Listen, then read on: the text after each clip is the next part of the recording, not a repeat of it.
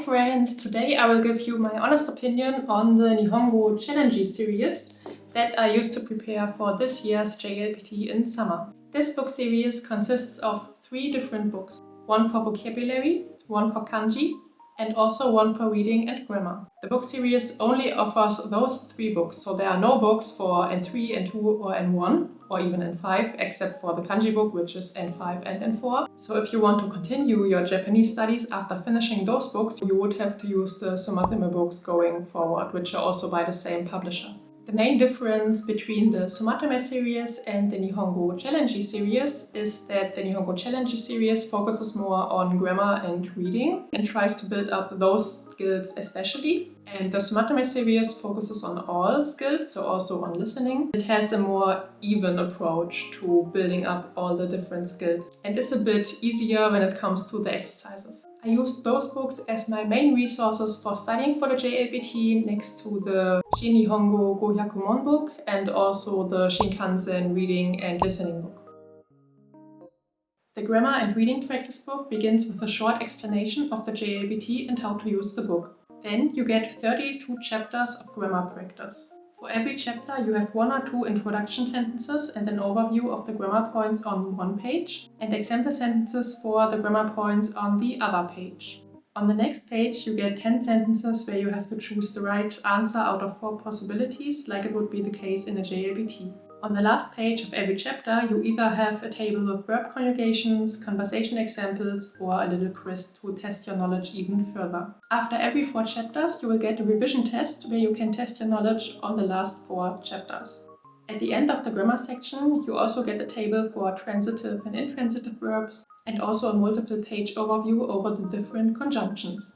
There are also 10 pages of text grammar and a pretty long grammar revision test for the whole book. The second part of the book is the reading section, and you will get 15 texts and notices with 2 multiple choice questions for each text to practice your reading. After that, you get a 3-page overview over expressions for conversational language. The book also comes with a detachable answer key that explains the grammar points in 1 or 2 sentences and translates the example sentences in English and Brazilian. It also gives very short explanations on why the right answers from the reading practice sections are right.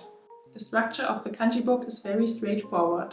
You get a little introduction on how to use the book and the origin of kanji. After that, you will get 11 chapters for the N5 kanji and 20 chapters for the N4 kanji. Every chapter contains around 10 kanji, so you're going to learn 310 kanji in total. For every chapter, you will get a little introduction page that sometimes shows you mnemonics for the kanji or lets you connect the kanji with their readings. For every kanji, the book teaches you the onyumi and kunyumi reading, what the kanji means, the stroke order, words that use the kanji, and it also gives you a little explanation for the illustration that shows how the kanji is created. At the end of every lesson, you get 15 small practice exercises where you have to write the meanings of the kanji in hiragana, and 12 to 13 exercises where you have to write the kanji for the hiragana. Every 4 chapters, you get practice tests that are designed like the JLPT kanji questions. And at the end of the book tests you on all the kanji with different exercises. The vocabulary book is the thinnest book of the 3. It contains 32 short chapters that are each only a double page long and contain between 10 and 20 new words each. First you get a little text that uses the new vocabulary words and then the new vocabulary words underneath. On the second page you get 1 or 2 more sentences that also contain a few new words. Underneath again you will get the translation for the words and also a few practice questions that test you on the new vocabulary. In this book you will also get practice tests every 4 chapters and at the end of the book as well. On the last 15 pages you will find greetings and frequently used expressions, body parts, country names, different counters, polite language, and also lists of verbs, adjectives and adverbs you should know. The whole book teaches you around 600 words. It also comes with a detachable answer key that contains the translations of the little texts and of course the answers for the tests. What I like about the whole book series is that every chapter is pretty short. So it's really easy to do and you don't need a lot of time to make progress, and it's always really rewarding if you know you've done a chapter instead of having a chapter that consists out of 10 to 20 pages and you feel like you never get anything done. Also, the detachable answer guides are extremely handy because you can put them right next to the book instead of having to constantly flip through all the pages. Another thing I also found really useful that I haven't seen so much in other books are the tests every 4 chapters that really tests your understanding of the material you covered before. So that way you're not only going through the chapters and forgetting half of the stuff, but you actually have to force yourself to see if you know everything. If you don't, then you know you have to go back and review. I'm also a sucker for lists, so I was very happy to see so many lists at the end of the grammar and vocabulary book. They really helped me to check if I know everything I should know for the test. I was especially grateful for the overview over all the different conjunctions and object counters, because those are the things that I struggle with quite a lot. Difficulty-wise, the books were actually quite representative of the test.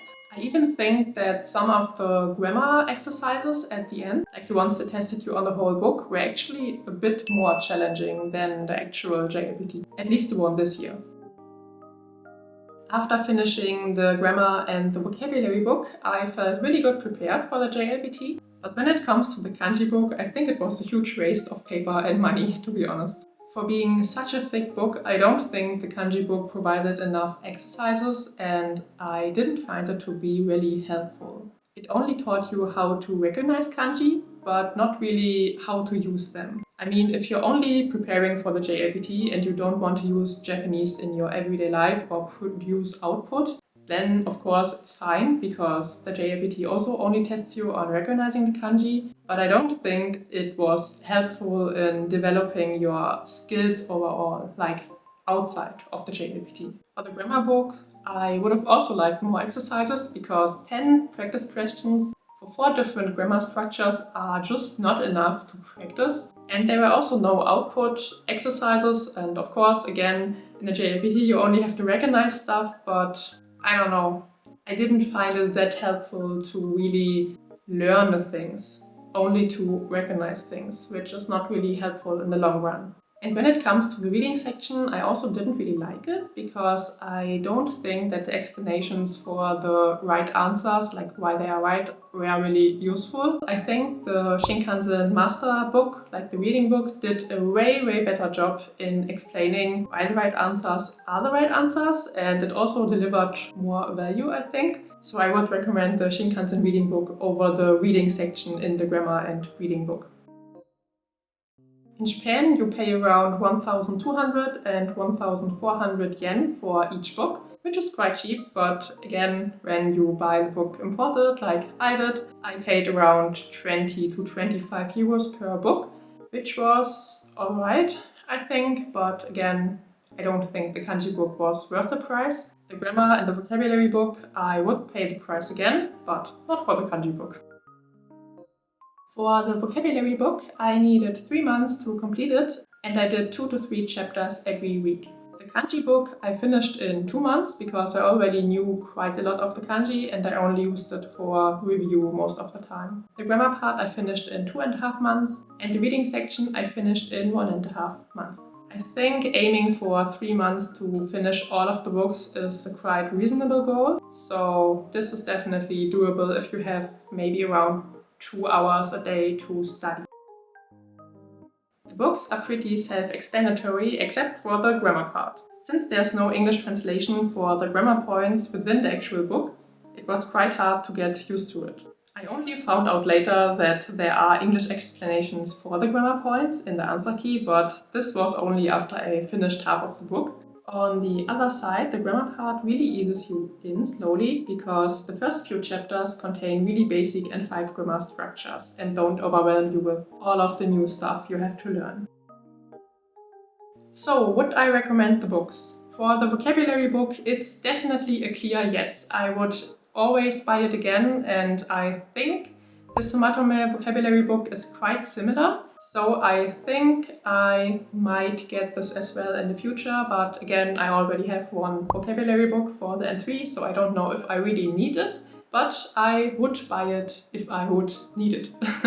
For the rating, I would give it 5 out of 5 stars. For the grammar and reading book, I would give it 3 out of 5 stars, because again, I would have loved to see way more grammar exercises, and I didn't like the reading section as much as the Shinkansen master books, and also the grammar part was a bit hard to get used to, so I can't really recommend this wholeheartedly. But still, it helped me quite a lot to prepare for the test. The Kanji book was truly a waste of money, paper and time, so I would only give it like 1 out of 5 stars probably, even though this seems really mean, but again, I didn't really get a lot of use from it. I only really liked the tests that you got every 4 chapters and at the end of the book, but I wouldn't pay like 20 or 25 euros for those tests because those were only a few pages. So I would definitely recommend you to look for another kanji resource.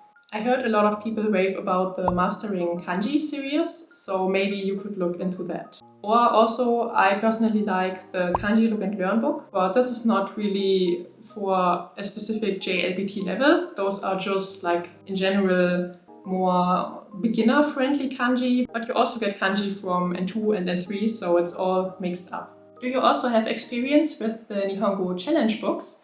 I think not a lot of people are actually using them, because I haven't seen them on social media quite a lot. So please let me know what you think about them, if you heard about them for the first time, and if you would like to try them out for yourself. And if you know a better kanji and grammar resource for preparing for the JLPT, please also let me know. If you want to know even more about the books that I mentioned today and also how I use them to pass the JLPT, you can watch my JLPT preparation video right here. As always, thank you so much for watching till the end of the video. Don't forget to share it with a friend, and I will see you next Sunday for another video. Bye bye!